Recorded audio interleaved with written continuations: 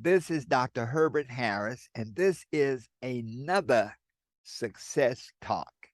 And tonight we have when I say special, this is beyond special. We have a superstar, entrepreneur, um, model, um, martial arts expert. I mean, if we went through all of her titles, we'd be here for another 15 minutes. But Hikia Dixon is known all over the country and all over the world for some incredible products that she creates and just an incredible person that she is. So, Hikia, welcome to Success Talk. Thank you. And you're just trying to make a girl blush with all that, edifying. That was great. Thank you. Well, it's easy to tell the truth. You're right. Well, you've always been, I've known you for many years. We've been affiliated in a business together. And I Yes. have always, I think the thing that I always thought about when I saw you was class and style. And so that has always been one of those kind of things, to say, what class and style. And then as I got to know you better, it was class, style, and brains. Okay. So if I'm blowing up your head, it's because rightly so. You are. Well, Hikia, you've come so far and done so many, many things. I'd love to just get a little about your background. Where did you start out and how'd you get where you are right now? Just a little overview, because when you meet a young lady who's accomplished as much as you have, people sometimes say, well, they had a silver spoon. But tell us a little about your background. Yeah, so it definitely was not a silver spoon. I came from a family of six.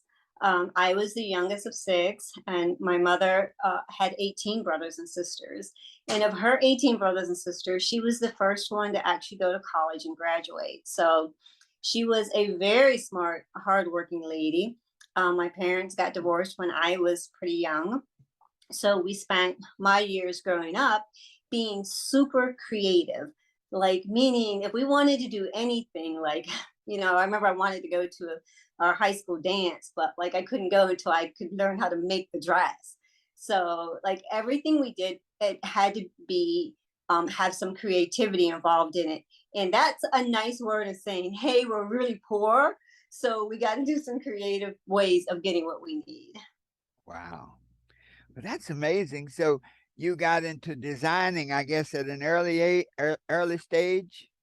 Yeah, I grew up in Pennsylvania, and my mom had bought this old house, and it had nine fireplaces in it, and we had to decorate and paint all of those fireplaces in order just to make the place look pretty cool and decent. And we really did make it look pretty cool and decent. But again, that was being creative, using paints, and that's when I first started getting into the whole paint and creativity. Mm. Now, how did you move into martial arts? Because I remember when I met you, you were introduced as a black belt, and I'm like, okay, we better be real nice to her. To tell you the truth, that's a whole nother story. But Uh-huh. I abducted when I was 18. And I thought that when that happened to me, I would never be in that position again. And that was when I took my first martial arts lesson. And it took me, I think it took me 15, 16 years before I became a first degree. And then I went on to become a fourth degree. And then I went on to become the largest martial arts studio in the Cleveland area. So male. Wow. So I guess you say being abducted, really, you made up your mind at that point. Hmm? Yeah, never again. Yes, got you. Wow. Well, when you move, I think martial arts gives you a discipline, Yeah. and you find that discipline, does that carry through in everything else you do? Yeah, there's no doubt about it. Because you really truly have to be disciplined. I mean, like Bruce Lee said he'd rather hang out with a guy who perfected you know, one kick by doing it 1,000 times than doing 1,000 kicks. Like the discipline you had to do was to be strong, stay focused, and actually know what you wanted your goal to be. And I wanted mine to be a first degree black belt, and then I wanted it to be a fourth degree. So my goals had to be on focus. Okay. Wow. So now you have you moved from the martial arts arena, owning your studio. So as I look back, it seems that you always have that entrepreneurial thing underneath whatever you're doing. You're creative, but you also have that business side. Yeah. Yeah, there's no doubt about it. I creative, but you're right. And even like when I did my martial arts studio, I made it a nonprofit studio, which means that it opened the doors up for me to be able to work with a lot of different kids, especially kids who couldn't afford, but also it just made my martial arts studio just really different from the other martial arts studios. Wow. Wow. So you helped a lot of kids. Yes, Mm, like I mean, that's my goal in life, and I've always done that. wow. So now I was talking about when we met, we were in a company, a health and wellness company. And I remember meeting your kids and just being so impressed that you were one of the few, well, few women, and well, I think really the only woman of color to get to the top and to become an elite distributor. And what was that driving force? You know, once again, that entrepreneurial spirit, but there was always something that was pushing you. What was that? You know, during that time, that was my very first time of getting into a multi-level marketing business, and I didn't really know much about it. And one of the things that really got me through, which I mean, I really hate to, pump you up, was like the 12 universal laws of success. I mean, I knew that there were universal laws of success, but I'm seeing you were actually my mentor and my goal. And I was like, whenever you were on stage, I listened so intently because what you said made such a difference. So I knew that the book was going to be a hit also. And it really, like, I knew there were universal laws. I didn't realize there were 12 of them, Hmm. but reading your book really made a difference when I was doing my my first multi-level marketing business. Mm-hmm. Now, many times people share things from the book. Was there any one, law or one area that really stood out to you? Well, there actually were a couple, but for me, if I was reading it right, number 10, which was the universal law of supply. Hmm. Um, that time I was doing the multi-level marketing, but I was also doing furniture painting, which was actually my passion. Mm. Like for me to just paint was always a real passion of mine. Um, I always, and I just remember like that step being like, the universal law of supply, and you can correct me if I'm not right, but like, whenever you're doing something, supply needs to meet the demand. You need Hmm. to go along with the whole universal laws of Hmm. what's going on with supply and demand. But whenever I was doing my painting, I always sold myself really short. And that means is that every time I did a project, I would always just give it away. So I Mm. sold any of my pieces. And this went on for years. Like I would paint really cool pieces of furniture, but I wouldn't sell it. I would give it away. And when I say give it away, I would mostly donate it to single moms. So I always thought I shouldn't sell myself short. That maybe, sure, I could give away pieces, but maybe I should try to sell some pieces also. Mm. Mm. Wow. Yeah, that law of supply, one of the aspects of it, you already have everything you need. You had your talent, you had your painting ability, your creative side. And Hakia, you're one of the few people who is able to take the thing you love doing, your talent, and make a living at it. Yeah. And see, that's another chapter of your book, is that I did not realize at that time that I was actually following my universal path because I was passionate about what I was doing and I was able to donate and give back. So it all, when it came back to me, it came back in this big force that leads me to where I am now. But again, Mm-hmm. I didn't know that at the time. I thought I was just selling myself short. I Mm-hmm. just thought, I'm doing this. I don't believe myself. So I'm just like donating it to single moms. But it actually came back Wow. for. Now, after you sort of moved through the network marketing phase, when I saw your company, what's it? Coco's Chalky Chocolate. Paints. And let me tell you, you're the first person I've ever met and know personally who has gotten a product and a major distributor. When you were talking about that getting your product into Hobby Lobby. Yeah. Now, when you started out, did you see that as a possible end result? When you started out with the chalky paints, I remember you were sort of making this transition. You all bought the silver trailer. Yes. Yeah.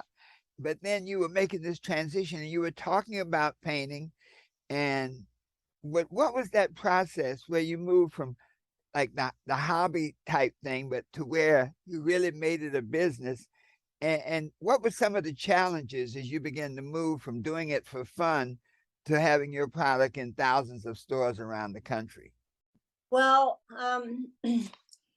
that was that was another one of your laws, which was the law of focus.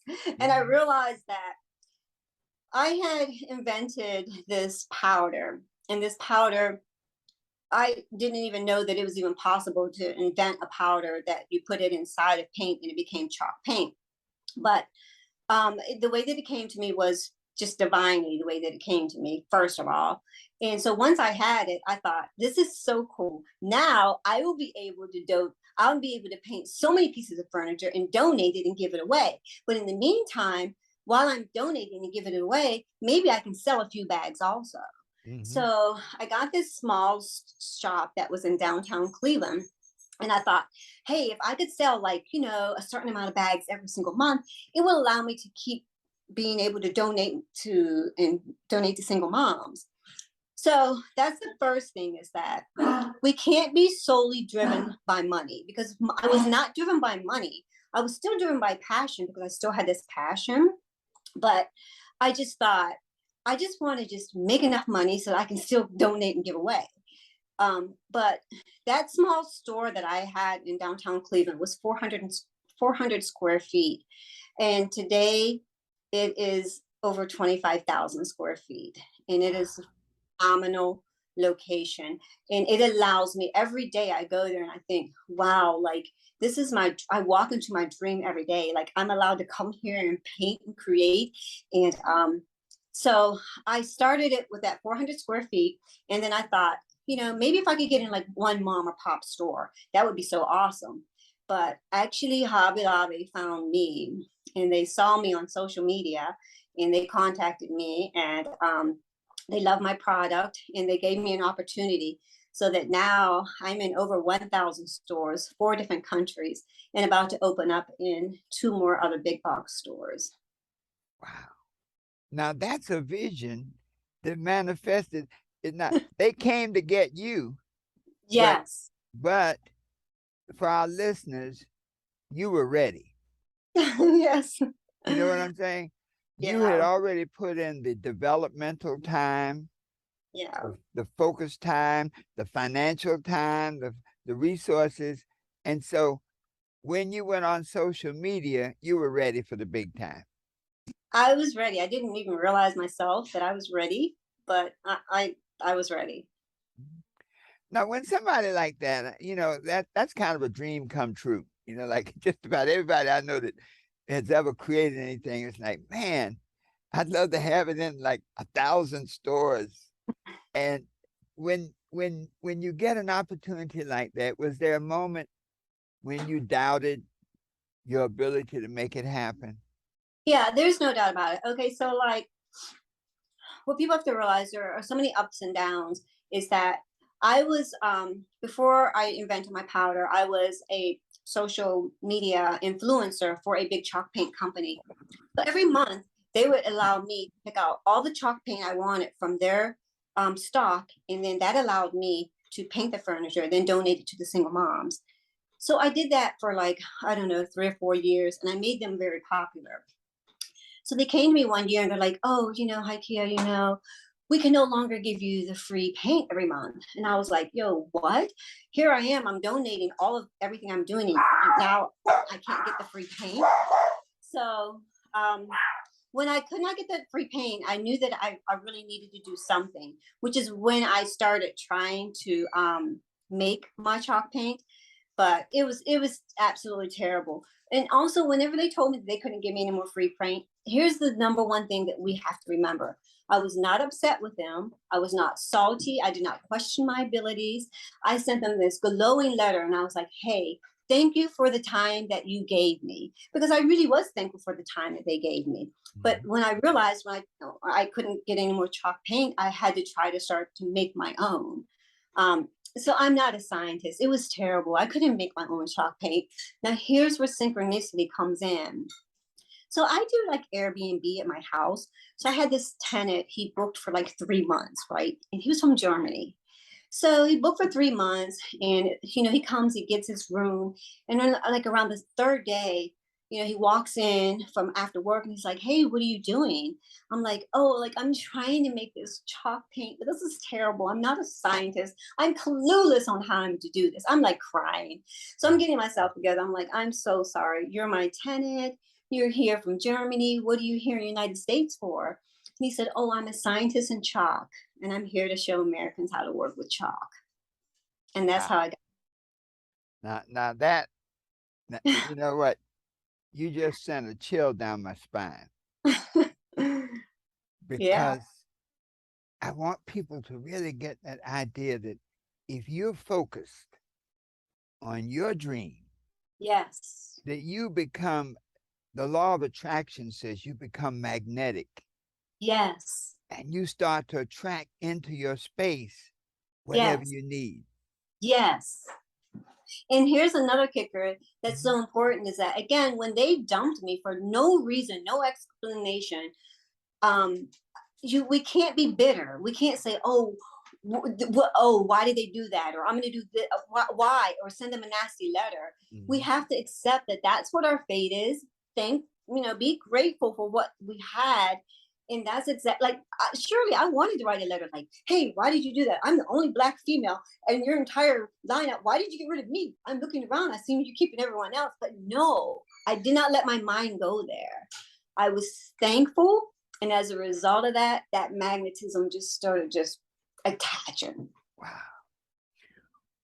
So often we talk about when you're focused on your goals and you're committed to doing what you want to do and doing it with a high level of integrity and professionalism, that you radiate a vibration that brings into your space whatever you need. So often people will get so concerned about the how, like, oh, they took away my paints.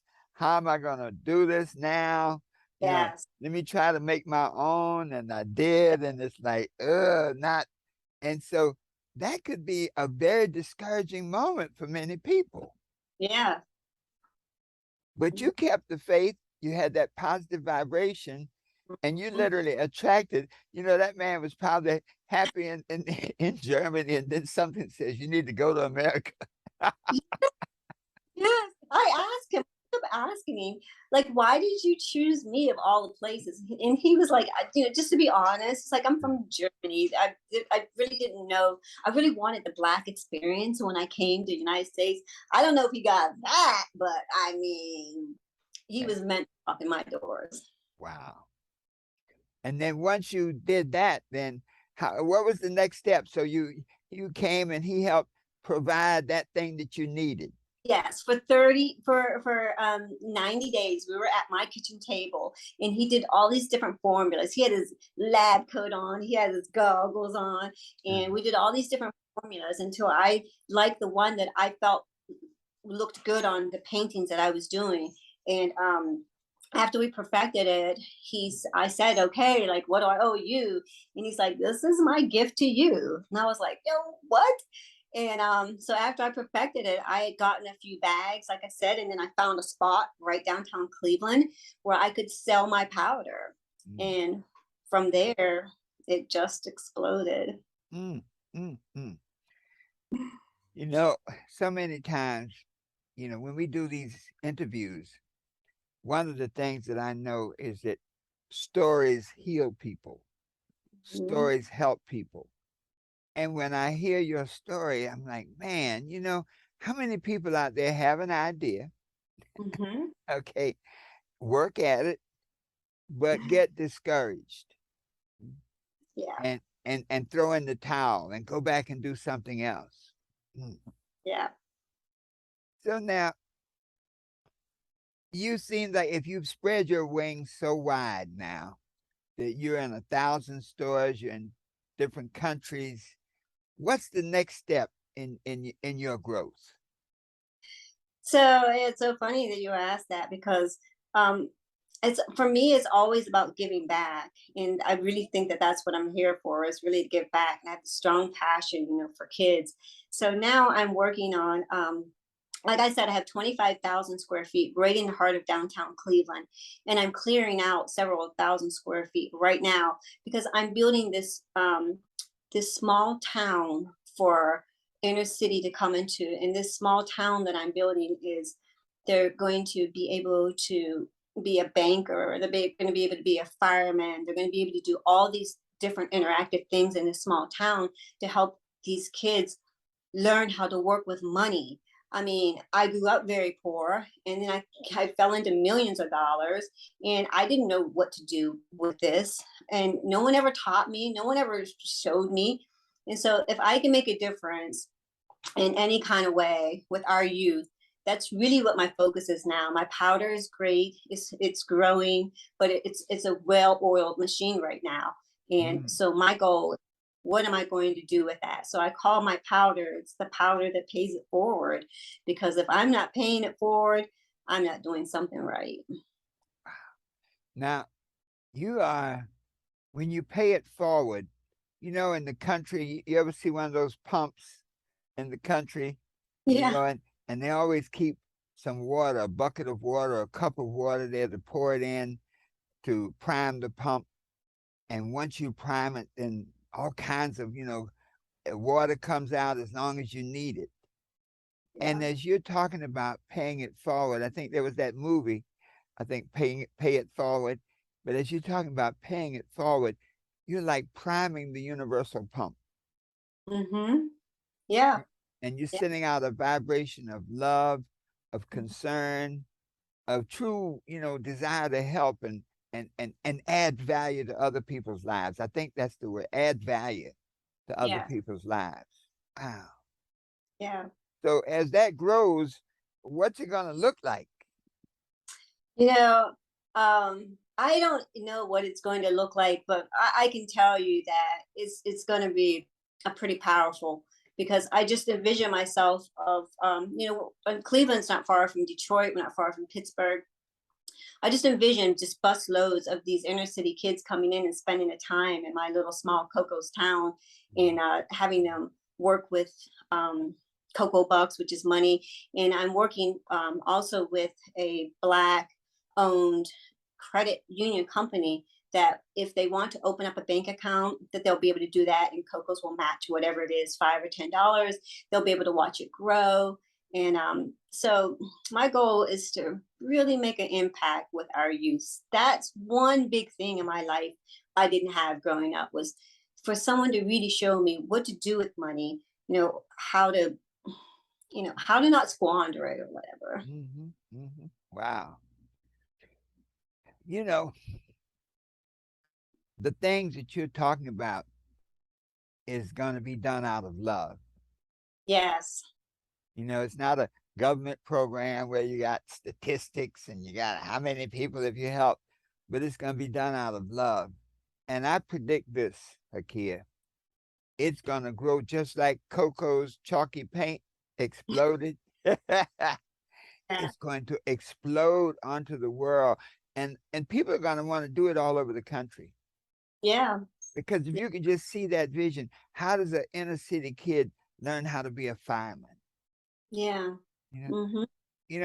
there was a study done once, and I interviewed a fellow who was one of the first um, licensed electricians to join the union in New York City, one of the early ones. He worked in that arena for like 50 years, retired. And one of the things he said was at the beginning, when he was coming in, he was a black kid from the inner city. And, first he didn't feel they wanted him. Okay, number one. And when he got in there, he realized that so many of the people in the union were the sons and grandsons and cousins and nephews of people who were already in there. Mhm. And so they had an exposure that a inner city kid didn't have. Inner city kid, many of them had never even seen an electrician, didn't even know there was an electricians union, Yep. had no idea that there was an apprentice program. Yeah. And he went down to apply for that apprentice program. Somebody helped him, and I'm going to ask you that in a minute. Somebody told him, go down, because he was wandering. He'd been to college. He'd been around. Somebody said, "Go down. There's this the electricians union. There's an apprentice program."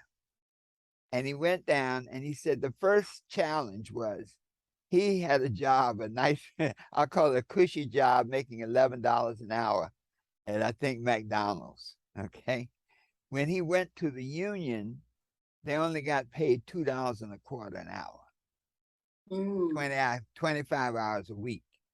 So they set it up so that if you couldn't afford to be an apprentice, you couldn't be there. If you were struggling to try to eat and try to take care of your family, you could be. But fortunately, I think his wife was very supportive and he was able to get in there. So he passed the test. And he said, one of the interesting questions they asked him, they said, you're working on a job and the guy ahead of you is like stripping wire and there's stuff all around the floor. And, you know, yeah, the boss comes in, he says, hey, clean up here and clean this place up, sweep up and everything. And he said, now, how would you respond to that? And he said something powerful. He said, I will do what he said. I get the broom and I sweep it up. And that Wow. was the difference. That was the Wow. thing. Because other people had come, there were some other inner city kids there who were trying to get into the program. But that one question Mhm. made all the difference. In other words, he was willing to do whatever it takes to get I, that job, to make the sacrifice. And yeah. so to do what you're doing is you're giving many inner city kids, black and white, Hispanic, but inner city kids, an opportunity to see what a fireman looks like up close, Mhm. what a police officer looks like up close, what an EMS looks like up close. Man, Yes. that's going to be incredible, Hakia. That you've done a lot of things now, but that is something that's like you're planting seeds, and each one of these young people is going to be a seed to go out and change the world. There's no doubt about it. Mm, No. Um. Like Cleveland is the second largest theater district behind New York City. So what that means is that everyone, you have Times Square in New York City. No one realizes that Cleveland has all this ability with theater and arts. But yet our inner city youth, they don't have the funds to go to Playhouse Square mm, and to, visit these theaters. So my place gives them an outlet for art, for mhm, creativity, for make believing, but now it will be all of that in also life skills. mm, And that's from you too, mhm, whole life skills, that. mhm, Giving them life skills through play, imagination, acting. Whether when they come into my Coco's town, they be able to choose the mayor that they want that day. But there will also be a building that says Wall Street, mm, where they will go in and someone will teach them about investments. These are things that I did not have. I mhm. mean, back then we weren't raised, learning about those things. Wow. And I'm so excited because I think it's like what you said. everything has really led me to this point. And I'm planting those seeds now because I know how powerful the law of attraction is. And I'm planting those seeds now so they can just start sticking on me because that's how it's been in my life. Wow. Now, in your growth, very often there's that one person, maybe one or two people that really help you, help guide you, through that. I like to think of it as a breakthrough. That I'm sure there was a time when you had doubt, self-doubt, that you weren't sure that, and so many levels. Is there that one or two people who really were there for you to help guide you from where you were to where you wanted to go? Like for me, when I saw how hard my mother worked, um, that is something that, man, like it just sticks in your mind. It sticks in your mind when you watch your mother, who has this college degree and she works in the daytime, but yet she cleans offices at night. And I would go with her to help clean those offices. But she always talked about goals and passion and creativity.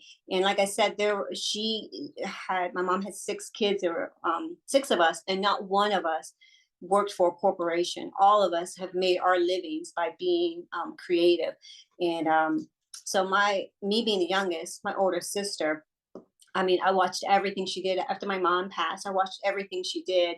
I followed her, I mimicked her. And she was a powerful person, especially with giving back for kids also.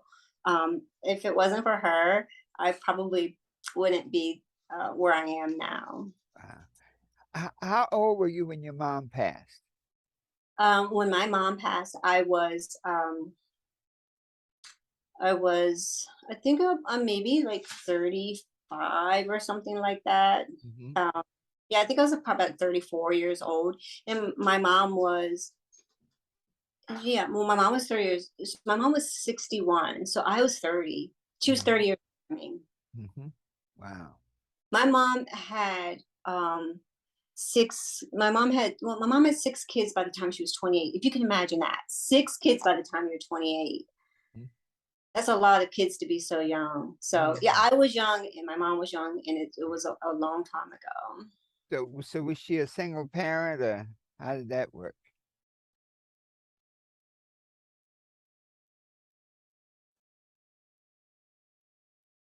Ah,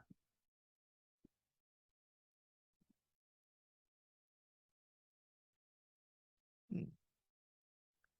Let's see. Let's pause the recording for a moment.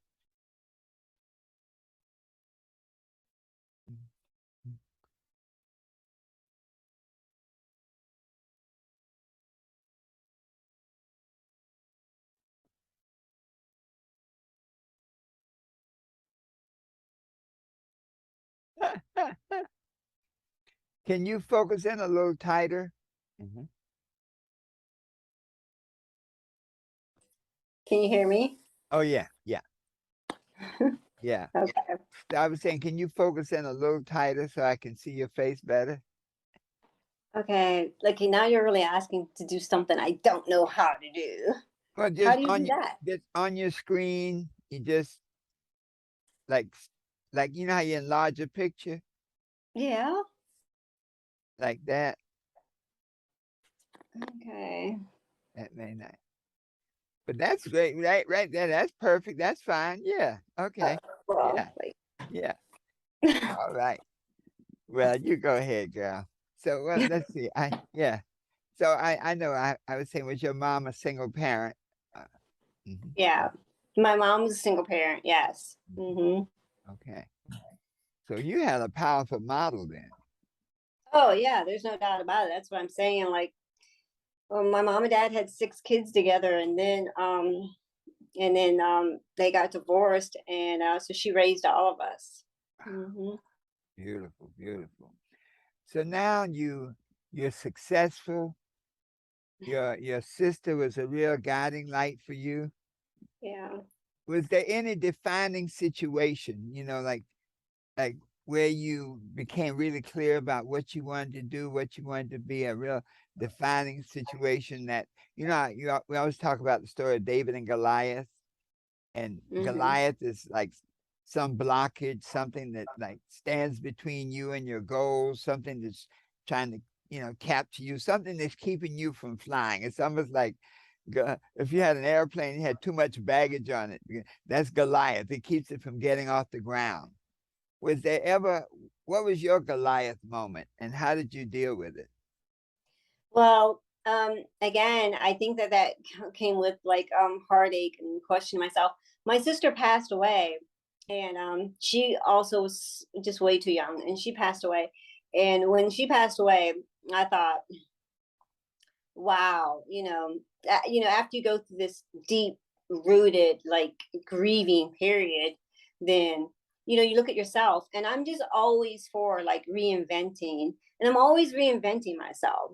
And so I Mm, realized I need to get really serious because I have a mission that's here on this earth, and I know that I have not fulfilled it yet.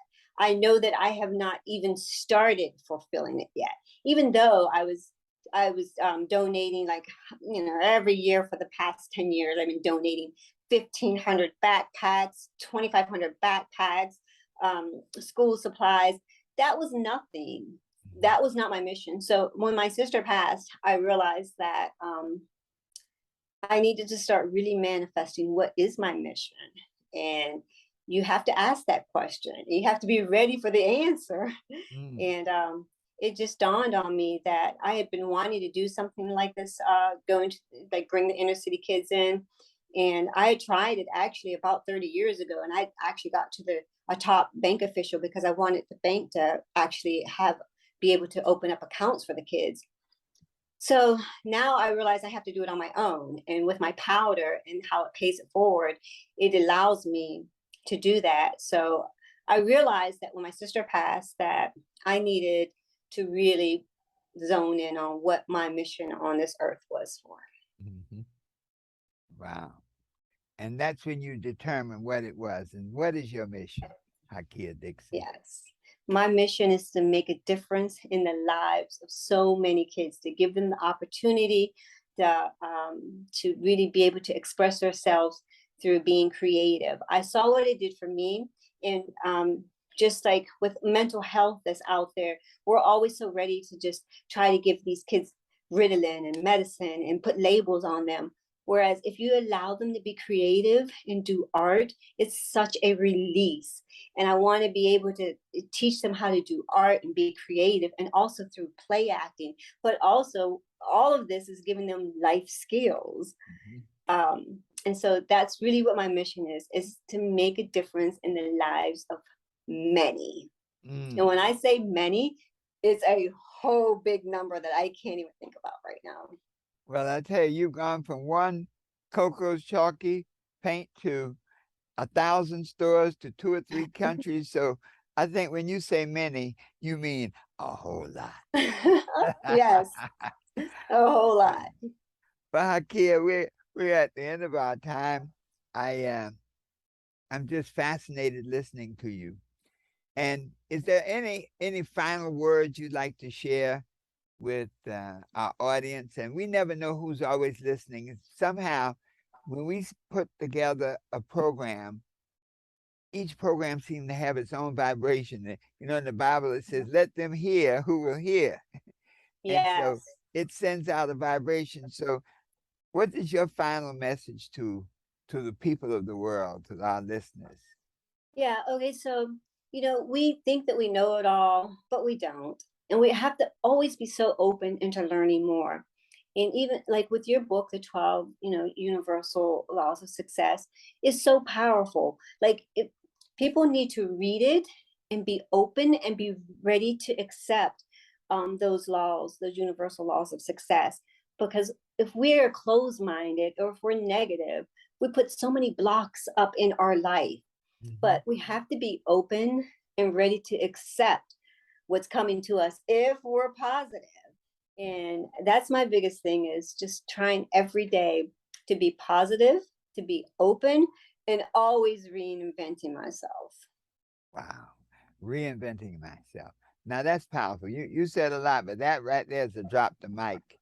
That really, I mean, it's acknowledging that you're always changing, and that Yeah, as the world changes, you always figure out how to recreate yourself so that you'll always be where you want to be.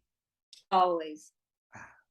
Well, Hikia Dixon, tell us the name of your company and your product that is being sold all over the world.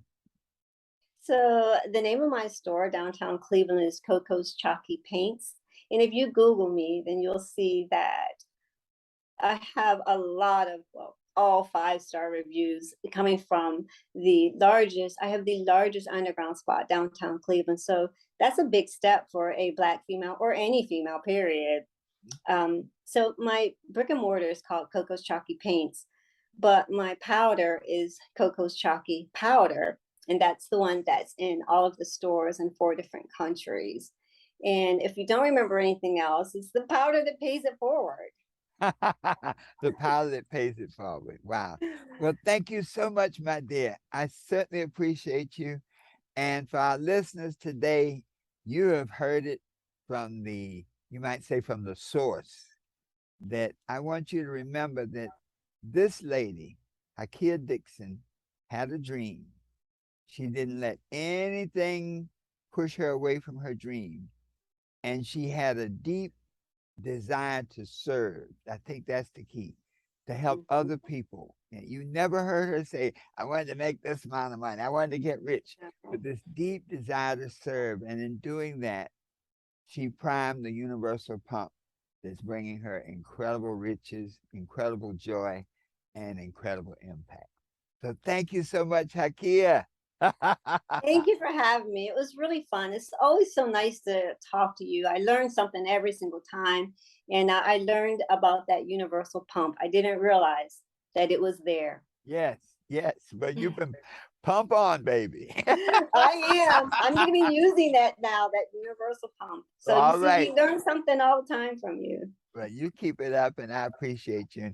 And we'll be talking real soon. We're going to do another one because I Yeah. can tell you have such a radiance. Anybody who listens, and I think our young people are going to really identify, because you're a young person that's taken that dream and made it work. So Yeah, listen, the best is yet to come. Let the world take notice that you're Hikia right. is on the scene and the best is yet to come. All right, my dear.